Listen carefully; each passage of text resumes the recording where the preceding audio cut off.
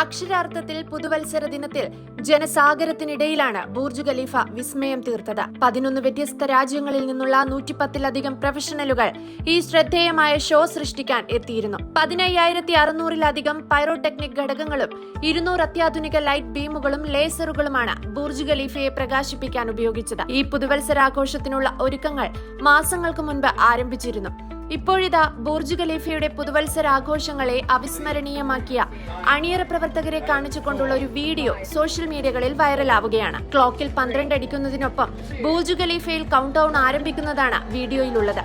ഇതിനെയെല്ലാം നിയന്ത്രിച്ചതിന് പിന്നിൽ വലിയൊരു വിഭാഗം സാങ്കേതിക വിദഗ്ധർ ഉണ്ടായിരുന്നുവെന്ന് വീഡിയോയിൽ നിന്ന് വ്യക്തം. ലോകമെമ്പാടുമുള്ള ടീമുകൾ സാങ്കേതിക വിദ്യയെ കലാപരമായ നിലവാരവുമായി സംയോജിപ്പിച്ച് പ്രവർത്തിപ്പിച്ചതിനാൽ പുതുവത്സര ദിന ഷോ ബുർജ് ഖലീഫയിൽ ഗംഭീരമായിട്ടാണ് നടന്നത്.